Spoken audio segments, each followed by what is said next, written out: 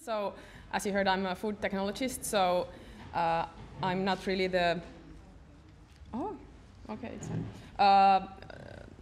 expert on the economical calculations, but I will try to do my best to present the results of the economical feasibility study, which was done by my colleague, Dr. Eemeli Hytönen. So, as we have heard many times today, the aim of the CHANCE project was to design low-cost and healthy foods which are suitable for consumers at risk of poverty. This means that these products have to compete with corresponding traditional products on the markets. And in order to evaluate the competitiveness of the CHANCE production processes, a conceptual level techno-economic analysis was performed by VTT. In this presentation, I will shortly show the process flowcharts of the different production systems of the CHANCE foods, but not go into details because they were so well explained already in the previous presentation. I will tell the main assumptions that had to be made for the feasibility analysis, and of course the results, including the evaluated market size of some of the CHANCE products. The feasibility analysis was done using incremental approach, which means that the additional costs and benefits from the new production system were compared to corresponding existing system. It was assumed that the new production systems are integrated in the existing ones.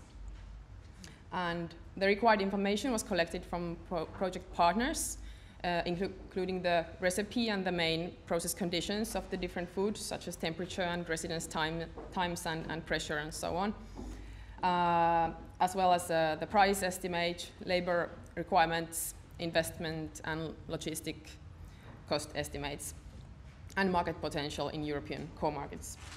So based on this information and literature, the difference in the production costs of the CHANCE foods and the corresponding foods on the markets were calculated.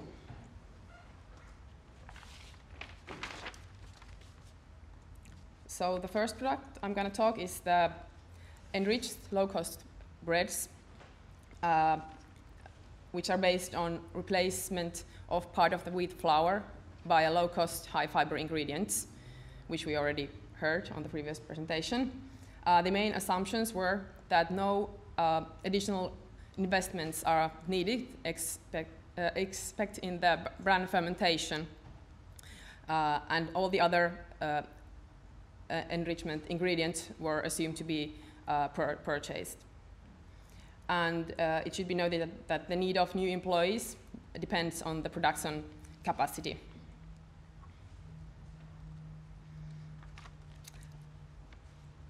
So the analysis showed that a competitive cost structure can be obtained for wheat bran and aileron, as you can see from the numbers.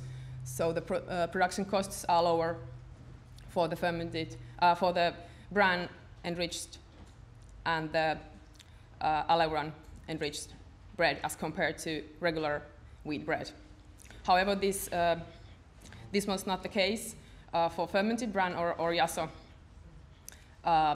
However, we can say that a high-fiber bread could be produced without substantial increase in production costs.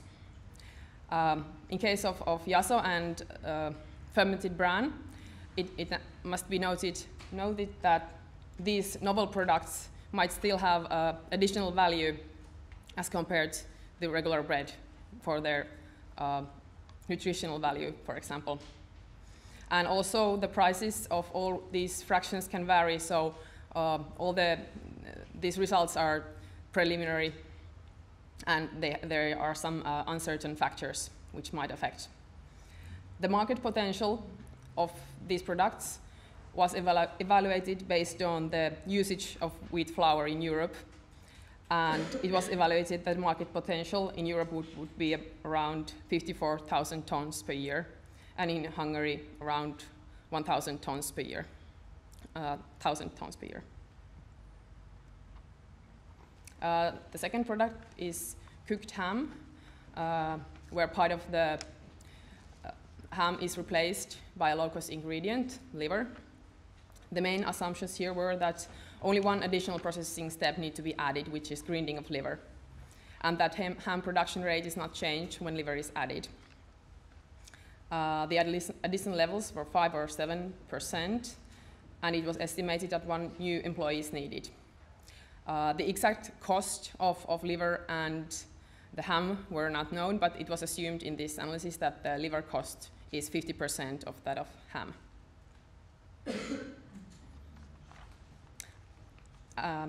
According to the analysis, the savings which are obtained from replacing pork with liver are not enough to compensate for the additional costs which are generated by the added processing step, which is the grinding of liver. The largest new costs are labor and other fixed costs, for example, sales and marketing, but it's difficult to estimate the exact level of these factors, which of course brings the uncertainty to these results. And it should also be noted that if the production capacity increases, the fixed costs will become less important, and then which would increase the profitability of this product. The market potential in Europe was estimated to be around 23 to 35,000 tons per year. The tomato paste product is based on using a low-cost fibrous ingredient, which is the byproduct of the tomato processing industry, composing of peel and seed. The main assumptions were that this tomato pomace is a free raw material and that no additional investments are needed. In this flowchart, you can see that there is the optional step of separation of seeds, but in this feasibility analysis, the price of the seed fraction was not taken in consideration for simplicity. The comparison to existing products was not possible in this case due to lack of price information, but it was evaluated that if these tomato products are sold at about 700 to 1,500 euros per ton, the costs seem to be very competitive. However, it must be noted that this raw material, which was assumed to be free, might still have value if it's, for example, sold as fertilizer or used as feedstock for bioenergy production, which would then change the cost structure. And also, if there is no equipment, the capital costs should be included. In the Chance mozzarella cheese, part of the expensive raw material is replaced by low-cost ingredients, which is the casein, the dairy protein, and water and butter. And 2 different recipes were evaluated. The main assumptions were that the production is integrated into an existing milk and cheese factory, and no additional equipment or labor is needed. And the same process is used for traditional and chance products. And in this case, only variable production costs are evaluated because no information on the production capacity or investment costs were available.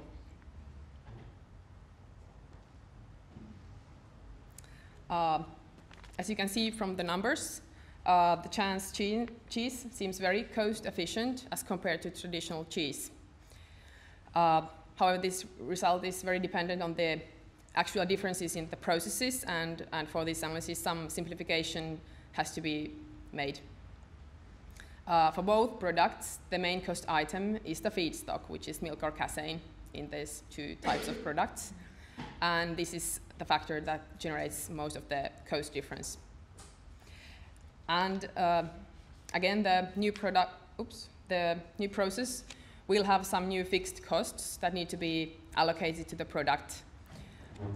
And for that reason, this case needs a further assessment to make definitive conclusions. Then we have the chance pizza. Here you can see the recipe, which includes several chance ingredients. And in this case, the cost compared to traditional pizza was evaluated as difference between the production with currently available ingredients and the chance ingredients. The costs of the chance pizza are, according to this evaluation, less than 1/3 of the costs of a traditional pizza. So for one pizza, the price would be 1.4 euros for the reference and 0.4 euros for the chance pizza. However, it's important to note that this results from the large difference in the ingredient prices. So in the case of the reference pizza, the ingredients were purchased with the market value, and in the chance pizza with the production cost. And of course, if the ingredients are purchased from different manufacturers, the costs will increase. The milled berry press cake is a product which is prepared by milling a low-cost byproduct of berry juice processing, which is the press cake. And this product can be used in many products using the same production system, for example, in yogurt and soup and jams and so on. The main assumptions in this case were that in this production process, which includes the unfrozen and milling of the press cake, these different steps, the energy demand was calculated based on the water content and water properties. And the different products that were evaluated were assumed to have the different water contents, which were 10, 20, or 50%.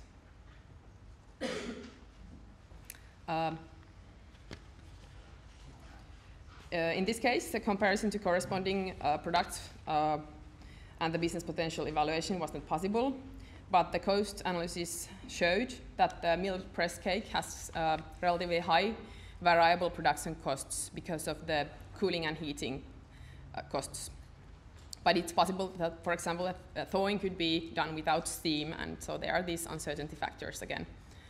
And the costs of the products, the soup, shot, and jam, mainly depend on the costs of the milled press cake. So, in conclusion, the production costs estimates of the chance foods are generally smaller or lower than those of corresponding traditional products. And this, however, this is the first and preliminary cost estimate, and it's uncertain, and further case assessment is needed, as I already mentioned. However, the main recommendation is to continue to next process design phases, including actual case study evaluations. And this will decrease the uncertainties and give more information for making definitive decisions about the business potential of the different chance foods. And finally, I would like to acknowledge especially Dr. Emil Hytönen, who performed a feasibility analysis and who is the best person to answer to the specific questions about this economical analysis. Thank you.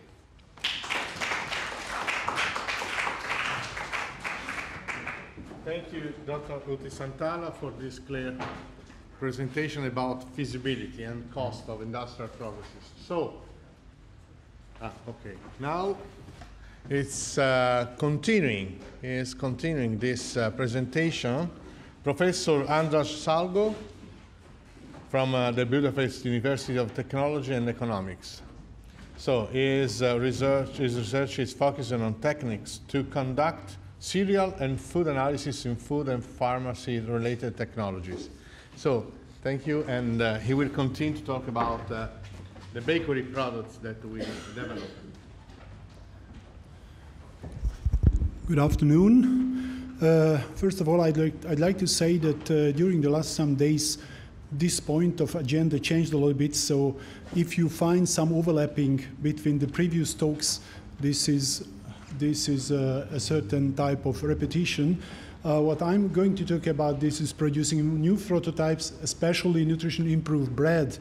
That time when I've been structured this talk, I have mentioned also those products, which products was mentioned Anna Maria's and Jasna's talk, so I'm skipping here a little bit these points. The chance products were enriched locust bread, cooked ham, tomato paste rich in fiber, and the cooperating partners, countries, can you be seen on the screen, and also the SMEs who were involved in the development of these products. These products were the ham, the tomato paste, the mozzarella type cheese, the chance pizza, and the berry press cake. But what I'm going to talk about, this is the bread story. In the development of bread products, we have been developed 4 different additives. The first one was a natural bran. This natural bran was fractionated based on the particle size by VTT, and the particle size varied between 15 and 750 micrometer range. Everyone could say that bran is bran, but there is a quite big difference between the different brands, different in chemical composition, as you can follow in this table, for example, the fiber or dietary fiber level, but also the bioactive compounds, which can be seen here at the bottom. The bioactives, like, for example, arabinoxylans, could change dramatically depending on the particle size. The second one of the innovated additive, what we have been used in bread products, this is the so-called sourdough. This is a fermented bread products, basically a 20% bran slurried in water, and it is bioprocessed with yeast and lactic acid bacteria and commercially hydrolytic enzymes. This bioprocessing performed incubating the ingredients at 20 degrees for 8 or for 24 hours. Here I would like to mention that it was pretty hard to work with this material because the transfer, that sourdough from Finland to Hungary, was not so easy to manage. The third one of the innovated additive is the special milling fraction of wheat, what we called aleuron fraction. As you can follow from this picture, the seed has very different outer tissue layers, different compositions, and the aleuron has very, very specific chemical characteristics. It has very rich, it is very high content in protein and very high content in dietary fiber. The innovation of this additive need quite special technological steps, and these technological steps were carried out in one of the biggest Hungarian milling factory. The fourth additive is the yasso. It was mentioned many times during this afternoon. Let me to say just some words about these additives. This picture is showing the germination period of the seed. But during the first 48 hours period, the seed is activating the plant hormones and enzymes. Then ovosynthesized enzymes are produced.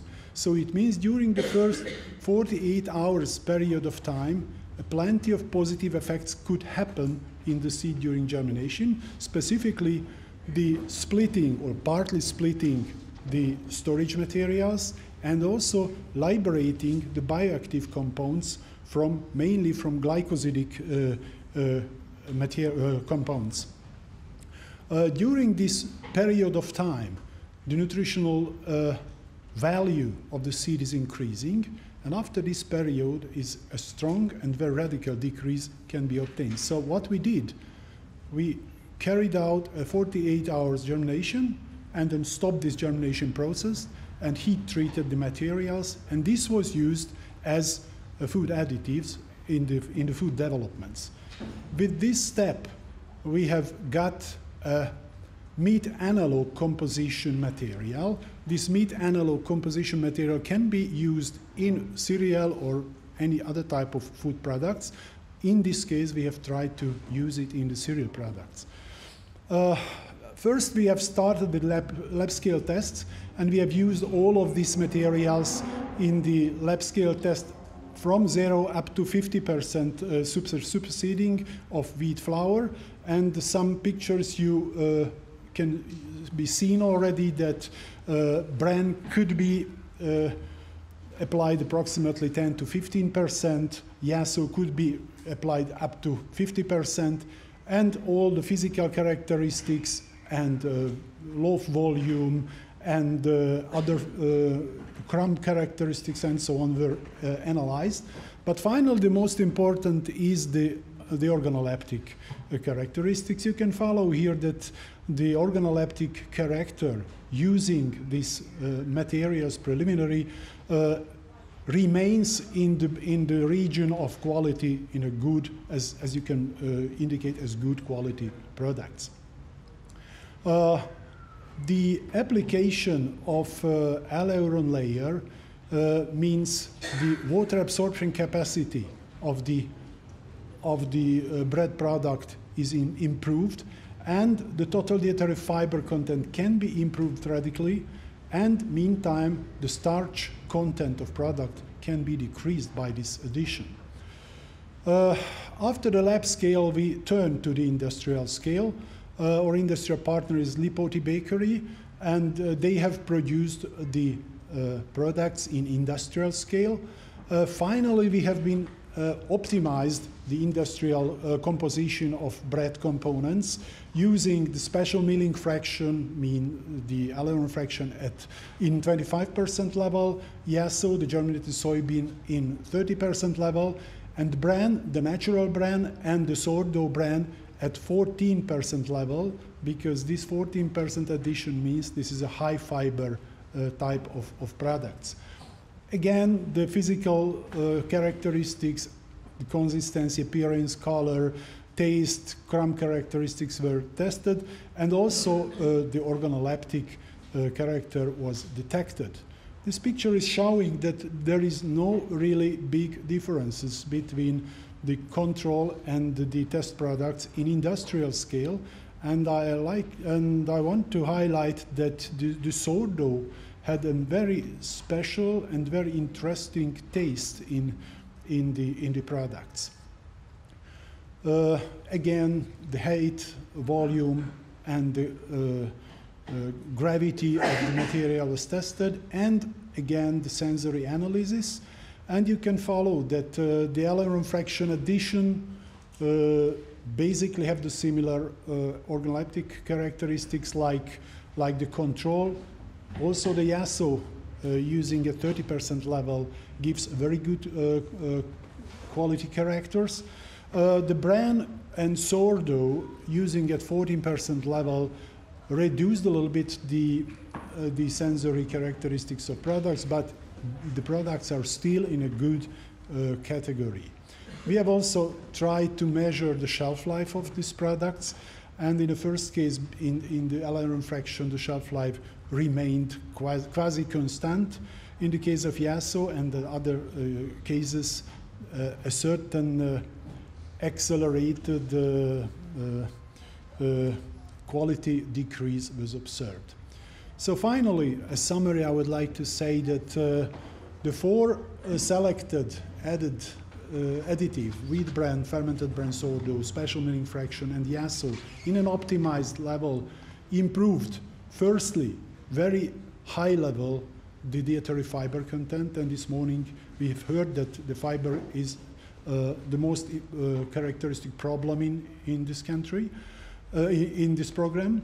The protein was also enhanced by the addition of these additives. Minerals were improved very much, more than 15 to 20%. And what is very important, and have to emphasize, that the bioactives or the available bioactives level could be improved in these products. Thank you very much. Thank you.